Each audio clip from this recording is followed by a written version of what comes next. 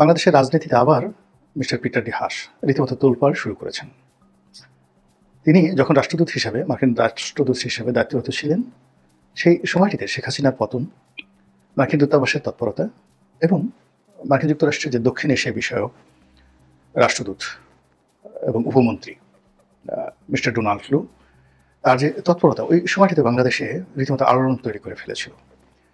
বিএনপির যারা লোকজন রয়েছেন তারা মিস্টার পিটার ডি হাসের সঙ্গে একটি বৈঠক, একটি কথাবার্তা বলে যে তৃপ্তি পেতেন এবং তাদেরকে যেভাবে আনন্দে উদ্বেলিত করত। এবং মার্কিন দূতাবাস ছিল তখন রাজনীতিবিদদের জন্য, যারা সরকার বিরোধী আন্দোলনের সংযুক্ত ছিলেন, তাদের জন্য রীতিমতো একটা আশা এবং ভরসার স্থল। তো সেই পিটার হাস এখন বাংলাদেশে আছেন এবং বিএনপি তার বিরুদ্ধে এই মুহূর্তে স্লোগান দিচ্ছে। কারণটা কি? একটা সময় যে বিএনপি, আমি একটা অনুষ্ঠানে অনেকটা কৌতুক করে বলছিলাম যে এটা ব্যাপক ভাইরাল হয়ে পড়েছিল। তো সেই কৌতুকে যেটা বলেছিলাম যে এক সাংবাদিক নাজমুল আশরাফ, তো তিনি আমাকে বলেছিলেন যে আপনারা তো বিএনপির যারা লোকজন রয়েছেন সারাক্ষণ পিটার ডি হাস করেন, তাকে ছাড়া কোনো কিছু বুঝেন না, তার পিছিয়ে পিছিয়ে ঘুরেন ইত্যাদি ইত্যাদি নানা রকম ব্যঙ্গ কৌতুক তিনি করার চেষ্টা করেছিলেন। তখন আমি জিনিসটা স্বাভাবিক করার জন্য বলছিলাম যে বিএনপিকে সরকার যে দৌড়ানির উপর রেখেছে এবং যেভাবে বিএনপিকে আশ্রয়হীন করে ফেলেছে, তো সেই জায়গাতে পিটার ডি হাস আমাদেরকে সাহায্য করার জন্য, সহযোগিতা করার জন্য এসেছেন। এরকম একটা সংকট মুহূর্তে তিনি আমাদের ত্রাতা হিসেবে উপস্থিত হয়েছেন। আমরা যে মনের ভুলে তাকে আব্বা ডাকিনি, বাবা ডাকিনি, এটি তো আপনাদের ভাগ্য ভালো। আমরা আব্বা ডাকলে আপনারা কি করতেন? তো এটা ব্যাপক, মানে এই কথা বলে আমি আর হাসি রাখতে পারিনি। পুরো এই কথা শুনে সেই যে স্টুডিও লাইভ চলছিল দেশ টেলিভিশনে, সেটা বন্ধ হওয়ার মতো উপক্রম। তো ওটা পিটার ডি হাস একাধিকবার শুনেছেন, তিনি খুব আনন্দ পেয়েছিলেন এবং ওই একই অনুষ্ঠানে আমরা বলেছিলাম যে এখন পিটার ডি হাস হলেন বাংলাদেশের সবচেয়ে কাঙ্ক্ষিত পুরুষ এবং তিনি যদি বিয়ে করতে চান তাহলে এই ঢাকা শহরের অনেক অবিবাহিত তরুণী বিয়ে করার জন্য সেখানে লাইন দিবেন। একেবারে সেই বাড়িধারা থেকে গুলশান পর্যন্ত লাইন পড়ে যাবে পিটার ডি হাসের বউ হওয়ার জন্য। এটাও পিটার ডি হাস বা তার স্ত্রী খুব আনন্দ অনুভব করেছেন আমার এই টক শো শুনে। এদেরকে বঙ্গানুবাদ করে শোনানো হয়েছে এবং তারা খুব খুশি হয়েছিলেন।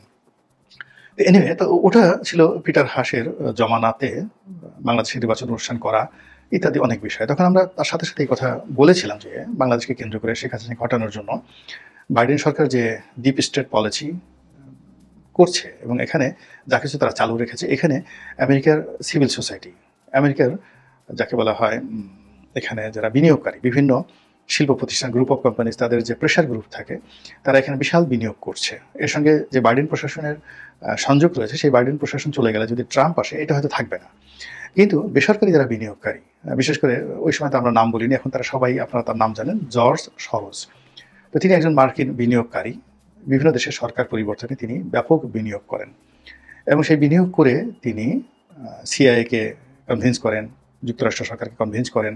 তার সঙ্গে সঙ্গে তিনি তার নিজস্ব বিভিন্ন এনজিওর মাধ্যমে, ইউএস সরকারের ইউএস এইড থেকে শুরু করে আরও অনেকগুলো ইউরোপ আমেরিকার এনজিও রয়েছে যেখানে জর্জ সরোজের সরাসরি বিনিয়োগ রয়েছে। তারা সেই এনজিওর মাধ্যমে কোটি কোটি ডলার বিভিন্ন দেশে বিনিয়োগ করে একটা সরকারের পতন ঘটান।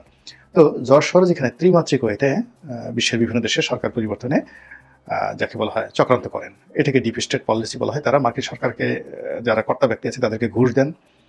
ওখানে পলিসি লেভেলে তারা যারা পলিসি গ্রহণ করেন তাদেরকে কনভিন্স করার জন্য লবিস্ট নিয়োগ করেন।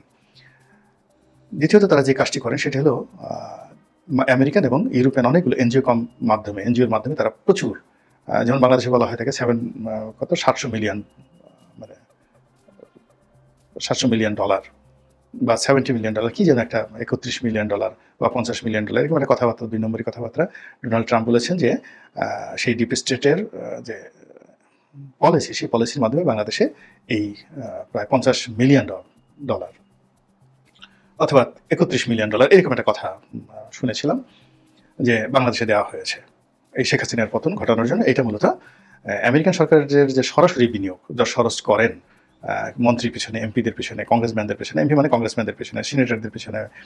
তো এটার বাইরে গিয়ে যাকে বলা হয় যে এনজিও, তাদের মাধ্যমে। আর একটা হলো একেবারে সরাসরি এখানে বিনিয়োগ করেন জর্জ সরোজ তার অফিসের স্টাফদের মাধ্যমে বিভিন্ন দেশে গিয়ে সরাসরি নিজেরা এজেন্ট নিয়োগ করেন, অস্ত্র দেন, টাকা দেন, মাদক দেন, বিভিন্ন দিয়ে ওই দেশের পরিস্থিতিটিকে একটা বিপ্লবের জন্য বা একটা সরকার পরিবর্তনের জন্য উপযুক্ত করে তোলেন। তো সেই অর্থে আমরা তখন বলেছিলাম যে এখানে জো বাইডেন সরকার চলে যাওয়ার পরও জর্জ সরোজকে থামানো যাবে না। তিনি এনজিওর মাধ্যমে, প্রাইভেট কোম্পানিগুলোর মাধ্যমে এবং তার নিজের বিনিয়োগের মাধ্যমে বাংলাদেশে যে তৎপরতা, এই তৎপরতা তিনি চালাবেন। তো সেটা দেখা গেল যে 2024 সালের নির্বাচন হয়ে যাওয়ার পরে ফার্স্ট পার্ট সরকারের যে ডিপ স্টেটের যে ফার্স্ট পার্ট এরা বলতে আত্মসমর্পণ করলেন। ডোনাল্ড লু থাকলেন সেখানে, কিন্তু পিটার ডি হাস আত্মসমর্পণ করলেন। কিন্তু ডোনাল্ড লু আরও আপার লেভেলের যাকে বলে খেলোয়াড় ছিলেন, যেটা পিটার ডি হাস বুঝতে পারেনি। পিটার ডি হাসকে এখান থেকে সরিয়ে দেওয়া হলো, নতুন চার্জ অ্যাফেয়ার্স নিয়োগ দেওয়া হলো এবং পিটার ডি হাস বাংলাদেশ থেকে বিদায় নিয়ে আমেরিকাতে চলে গেলেন। পরবর্তীতে যখন শেখ হাসিনার সরকার নির্বাচন হয়ে গেল, তখন ডোনাল্ড লু ওখানে বসে ডিপ স্টেটের যে দ্বিতীয় স্তর এটি চালু করলেন উইদাউট পিটার ডি হাস। কিন্তু পরবর্তীতে যখন ডোনাল্ড ট্রাম্প সরকার ক্ষমতা আসলো, তখন সরকারের পক্ষ থেকে ডিপ স্টেটের যে অংশটি প্রমোট করা হচ্ছিল সেই অংশটি বাদ হয়ে যায় এবং সেখানে পিটার ডি হাস তো আগেই বাদ পড়েছিলেন, ডোনাল্ড লুকেও বাদ দেওয়া হয়। তো ডোনাল্ড লুকে বাদ দেওয়া হওয়ার পর সরকারের অর্থাৎ মার্কিন সরকারের যে ডিপ স্টেটের বিনিয়োগ আমেরিকান সরকারের পক্ষ থেকে এবং জর্জ সরোজের পক্ষ থেকে ওটা বন্ধ হয়ে যায়। কিন্তু বেসরকারি খাতে, এনজিও খাতে তার যে বিনিয়োগ জর্জ সরোজের, এটা কিন্তু বন্ধ হয় না। এবং আমরা দেখতে পেরেছি যে ডক্টর মোহাম্মদ ইউনূস ক্ষমতা আসার পর জর্জ সরোজের ছেলে বাংলাদেশে এসেছেন এবং সরাসরি ডক্টর মোহাম্মদ ইউনূসের সঙ্গে দেখা করেছেন। এনিওয়ে, কিন্তু পরবর্তীতে আমরা দেখতে পেলাম যে মিস্টার পিটার ডি হাস তিনি বাংলাদেশে এসেছেন এবং তার যে পুরনো কানেক্টিভিটিগুলো রয়েছে, যাদের সঙ্গে তিনি চার্জ অ্যাফেয়ার্স থাকা অবস্থায় যোগাযোগ রক্ষা করেছেন, তাদের সঙ্গে তিনি আবার বৈঠক করলেন, পারিবারিক বৈঠক, অনেকের বাসায় গেলেন, অনেকে তার বাসায় দাওয়াত দিলেন এবং তিনি বাংলাদেশে এলেন একটি তেল কোম্পানি, আমেরিকান একটি তেল কোম্পানি, এটার উপদেষ্টা রূপে। আমাদের বুঝতে বাকি রইল না যে তিনি নতুন করে আবার খেলতে আসছেন মার্কিন ডিপ স্টেট পলিসির যে দ্বিতীয় স্তর এবং তৃতীয় স্তর, যেটা জর্জ সরোজ করে থাকেন এনজিওর মাধ্যমে, ব্যক্তিগত ফান্ডিংয়ের মাধ্যমে, সেটা বাস্তবায়ন করার জন্য উনি এসেছেন।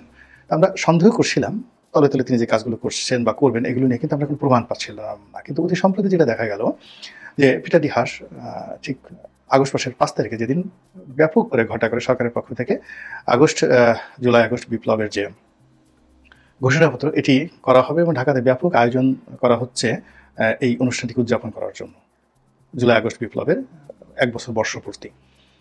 তো সেই দিন এনসিপি, সেই এনসিপির যারা কর্তা ব্যক্তি রয়েছেন, নাসিরুদ্দিন পাটোয়ারি থেকে শুরু করে সার্জিস, মাহফুজ যায়নি, সার্জিস, তারপরে অন্যান্য যারা আছেন, তারা 6-7 জন কক্সবাজারে গেলেন এবং একটা হোটেলে, সেখানে গিয়ে পিটার ডি হাসের সঙ্গে দেখা করেছেন, বৈঠক করেছেন। এরকম একটা খবর চাউর হয়ে গেল। সত্য মিথ্যা নিয়ে এখন তর্ক বিতর্ক হচ্ছে, কিন্তু এরকম একটা খবর চাউর হয়ে গেল। এবং এটাকে প্রোটেক্ট দেওয়ার জন্য সেই তারা যে হোটেলে ছিলেন রয়্যাল টিউলিপ, সেই হোটেলের বাইরে বিএনপি নেতাকর্মীরা বিক্ষোভ মিছিল করতেছিল। আজকে আমি ভিডিওটি করছি 7 তারিখে, আগস্ট মাসের 7 তারিখে। এখন তারা কি ঢাকায় এসেছেন, ওখানে বিএনপি নেতারা কি করেছেন না করেছেন, এরকম আপডেট খবর আজকের দিন পর্যন্ত আমার কাছে নেই। কিন্তু ওই যে গতকালের খবর, 5 তারিখের যে খবর, সেই খবর যেটা হয়েছে সেটা হলো বাংলাদেশের রাজনীতিতে এখনও নাক গলাচ্ছেন পিটার ডি হাস। এবং পিটার ডি হাস যদি নাক গলান, সম্মতি করেন, তার সঙ্গে জর্জ সরোজ রয়েছে, তার সঙ্গে মার্কিন ডিপ স্টেট পলিসি রয়েছে এবং সেই পলিসির প্রেক্ষাপটে এই যে বক্তব্যটি আসছে সামনে, এবং পিটার ডি হাসের যে তেল রয়েছে, তেল মানে তিনি একটা তেল কোম্পানির প্রধান রূপে এখানে এসেছেন এবং সেই কোম্পানি এই কাজটি কি শেখ হাসিনার জমানায় পেয়েছে না ইউনূসের জমানাতে পেয়েছে, দিস ইজ কোশ্চেন। 2 নম্বর হলো যে এই কোম্পানিতে কেন প্রধান ব্যক্তি হিসেবে পিটার ডি হাস আসলেন। 3 নম্বর হলো যে এই পিটার ডি হাস আবার এই সময়টাতে এনসিপির সঙ্গে কিভাবে যুক্ত হলেন। এই বিষয়গুলো কিন্তু আমাদেরকে ভাবিয়ে তুলছে আগামী নির্বাচনের সম্পর্কে। এই বিষয়গুলো আমাদের ভাবিয়ে তুলেছে আগামী দিনের সরকারের ভবিষ্যৎ এবং বিএনপি সরকারের ভবিষ্যৎ সম্পর্কে। এর কারণ হলো আমেরিকা যেটা একবার ধরে, সেটা প্রাইভেট লেভেলে ধরে এবং সরকারি লেভেলে ধরে, যাইভাবেই ধরে না কেন, ওটা কিন্তু তারা একটা দফা রফা না করে কখনো ঘরে ফিরে না। এবং আমেরিকাতে যারা সরকারের সাথে নিবিড়ভাবে কাজ করেছেন, সেটা যেভাবেই হোক না কেন, তারা কিন্তু এই সরকারের পলিসিগুলো সম্পর্কে ওয়াকিবহাল। আমার সুযোগ হয়েছিল, বিএনপির আরও কয়েকজন এমপিরও সুযোগ হয়েছিল মার্কিন স্টেট ডিপার্টমেন্টের গেস্ট হয়ে সেখানে ফেলোশিপ করার। তো তারা মার্কিন যার যার অ্যান্টেনা যতটুকু আছে সেই অ্যান্টেনা অনুযায়ী তারা সেটা বুঝে এসেছেন যে আসলে ওখানে ডিপ স্টেট বলতে কি বোঝায়, লোকাল গভর্নমেন্ট কি, সেন্ট্রাল গভর্নমেন্ট কি, তাদের ফরেন পলিসিগুলো কি, এটা বুঝে আসেন। আমি আমার মতো করে বুঝে এসেছি। তো বুঝে আসার কারণে আমার কাছে মনে হচ্ছে যে আমেরিকা থামবে না। আর আমরা যেভাবে যত সহজ সরলভাবে অঙ্ক করছি আগামী নির্বাচন নিয়ে, বিএনপির ক্ষমতা আসা নিয়ে বা ডক্টর মোহাম্মদ ইউনূসের ক্ষমতায় থাকা বা যাওয়া নিয়ে, যে সহজ সরল একটা মেরুকরণ করছি। দ্বিতীয়ত একটু ডিফিকাল্টির দিকে গিয়ে আমরা যখন এখানে শেখ হাসিনাকে টানছি, ভারতকে টানছি, রকে টানছি, কিন্তু এর উপরে যে মার্কিন ড্রোন উঠছে এবং মার্কিন ডিপ স্টেট পলিসি এখনও যেখানে অ্যাক্টিভ রয়েছে, এটা হয়তো আমরা থার্ড ফেজে খুব অল্প মানুষ এগুলো চিন্তা ভাবনা করছি। কাজে নির্বাচন নিয়ে, শেখ হাসিনাকে হটাও, শেখ হাসিনার বিচার, ভারতের পলিসি, রোহিঙ্গা, মায়ানমার নিয়ে আমরা যে সকল কথাবার্তা বলছি, এটা প্রথম এবং দ্বিতীয় স্তর। কিন্তু এখানে চূড়ান্ত স্তর, সেটা হলো আমেরিকার ডিপ স্টেট পলিসি। সেই ডিপ স্টেট পলিসি চলমান এবং বাংলাদেশ কিন্তু বারবারই আমেরিকার দ্বারাই পরাজিত হয়েছে। আমেরিকা সেই 1971 সন থেকে আমাদের সাথে যেভাবে খেলেছে, 1947 সনে আমাদের সঙ্গে যেভাবে খেলেছে, 1954 যেভাবে খেলেছে, আমরা সেই খেলার বাইরে যেতে পারিনি। এবং এখানে পাকিস্তান এবং আমেরিকা যুগপৎভাবে কখনো পর্দার আড়ালে থেকে, কখনো সম্মুখে এসে, কখনো বন্ধু হয়ে, কখনো আমেরিকা বন্ধু হয়েছে, কখনো পাকিস্তান বন্ধু হয়েছে, কখনো আমেরিকা শত্রু হয়েছে, পাকিস্তান শত্রু হয়েছে, কিন্তু তাদের ডিপ স্টেট পলিসি বাংলাদেশকে নিয়ে থামেনি। এর কারণটা হলো বাংলাদেশের 3টি জিনিস। সেটা হলো বাংলাদেশে ইউরেনিয়াম আছে, যেটা পারমাণবিক বোমা তৈরি করার প্রধানতম উপকরণ। তো সেই ইউরেনিয়াম আছে, যেটার আবিষ্কার আমরা এখনো করতে পারিনি, কিন্তু বাংলাদেশে প্রচুর ইউরেনিয়াম আছে। এবং আমাদের যে কক্সবাজার সমুদ্র সৈকত, সেখানে দেখবে যে এক ধরনের কালো মানিক বলা হয়, মানে কালো বালি রয়েছে। এই কালো বালি যে সমুদ্র তটে থাকে, সেখানে ইউরেনিয়াম আছে, এরকম একটা খবর আমাদের দেশে প্রকাশিত হয়েছিল সেই 1987-88 সনে। এবং যে বিজ্ঞানী এটা করেছিলেন, তার একটা সাক্ষাৎকার আমরা সেই চিত্রবাংলা দৈনিক খবর তখন ছাপিয়েছিলাম। আমি তখন ওখানে চাকরি করি। এরপর তো বহু সেই মানে বাংলাদেশের যে ইউরেনিয়াম আছে, এখানে বাংলাদেশের বিজ্ঞানীরা স্বাধীনতার পরপর এটা আবিষ্কার করে ফেলেছে। আমরা এটা জানি না, এটা আমাদের দুর্বলতা। তো এটা নিয়ে যে আমি বললাম, আমি একজন সাংবাদিক হিসেবে 87 সনে খবরে চিত্রবাংলাতে একসঙ্গে ওই বিজ্ঞানীর সাক্ষাৎকার আমরা কিন্তু ছেপেছিলাম 87 সনে। তো এখন এই যদি হয়, তাহলে এই বর্তমান সরকারের বা বিএনপির এই কালো বালি, মানে ব্ল্যাক স্যান্ড, এটা নিয়ে, ইউরেনিয়াম নিয়ে তাদের কতটা গবেষণা আছে আমি বলতে পারবো না, কিন্তু মার্কিন যুক্তরাষ্ট্র কিন্তু এটা নিয়ে গবেষণা করছে। 2 নম্বর হলো যে বাংলাদেশের তেলের উপর পুরো উপকূলীয় অঞ্চল ভাসছে। সমুদ্র সৈকত থেকে শুরু করে পুরো কোস্টাল বেল্ট, এখানে নোয়াখালী, হাতিয়া, কুতুবদিয়া, মহেশখালী, তারপর সেন্ট মার্টিন থেকে শুরু করে আমাদের বরিশাল, পটুয়াখালী, ভোলা, এই পুরো বেল্টটা তেলের উপর ভাসছে। এর মধ্যে ভোলাতে বিশাল একটা তেলের কূপ আবিষ্কৃত হয়েছে। আমাদের পটুয়াখালীর যে গলাচিপাতে, সেই গলাচিপাতে চরকাজল, সেখানে একটা বিশাল কূপ সে 2009 সনে খনন করা হবে। কিন্তু কৌশলগত কারণে আমেরিকা করেছে কি, তাদের কোম্পানি শেভরনের মাধ্যমে এটা প্রথমে খনন করার যাকে বলা হয়, তারা প্ল্যান করেছিল, কিন্তু আবার কৌশলগত কারণে শেভরনকে তারা সেখান থেকে সরিয়ে নিয়েছে এবং ওটা এখন পর্যন্ত অ্যাবান্ডেন্ট রয়েছে। কিন্তু না হলেও শেভরন এখানে 8 থেকে 10,000 কোটি টাকা, আবার বলি 8 থেকে 10,000 কোটি টাকা তারা এই টোটাল কাজটা করেছে, যার পুরো গবেষণাপত্র মার্কিন সরকারের হাতে। এখন মার্কিন সরকার এই পুরো একটা সিঙ্গেল, এখন যেমন ভোলাকে একটা গ্যাস ইউনিট করেছে, চরকাজল কারাটা যদি গ্যাস ইউনিট করে, এবং ওই সময়টা যেহেতু আমি এমপি ছিলাম, যার জন্য পুরো প্রক্রিয়াটি আমি জানি, পুরো প্রক্রিয়াটি আমি জানি, আমার মুখস্থ এখন রীতিমতো। আমেরিকা আমার কাছে যেটা মনে হচ্ছে যে তারা এই সিঙ্গেল কূপ না করে যে কোনো একটা কোম্পানির মাধ্যমে কোস্টাল বেল্টের পুরো তেল এবং গ্যাস অনুসন্ধান, এক্সপ্লোর একসাথে তারা একটা প্যাকেজ করে সেটা করতে চাচ্ছে। এবং চরকাজলটিকে তারা দ্বিতীয়ভাবে, যেখানে একেবারে 100% গ্যাস রয়েছে, এবং তারা শুধু উঠায় নাই, আর বাকি সব কাজ তারা করেছে। তো করে তারা বলছে যে এখন গ্যাসের প্রেশার কম, আর কিছুদিন পরে এটা যদি করা হয় তাহলে এটা লাভজনক হবে, এই জন্য তারা সেখান থেকে পিছিয়ে গেছে। তো এইরকম একটা তেল কোম্পানি, সেই তেল কোম্পানির প্রধান হিসেবে পিটার ডি হাস বাংলাদেশে আসছেন। কাজী মিস্টার পিটার ডি হাসের যে তেল, এই তেল যে আপনাকে আমাকে কোথায় নিয়ে যাবে, এবং সেই তেল যে আমাদেরকে কিভাবে পোড়াবে, কিভাবে পলিশ করবে, কিভাবে মালিশ করবে, কিভাবে আমাদের গাত্র দাহ তৈরি করবে, এটা আপনি আমি টের না পেলেও এটা 16 কলা পূর্ণ করেই পিটার ডি হাস বাংলাদেশে এসেছেন। আল্লাহ আমাদের সবাইকে হেদায়েত দান করুন, রহম করুন এবং বরকত দান করুন। আসসালামু আলাইকুম ওয়া রাহমাতুল্লাহি ওয়া বারাকাতুহু।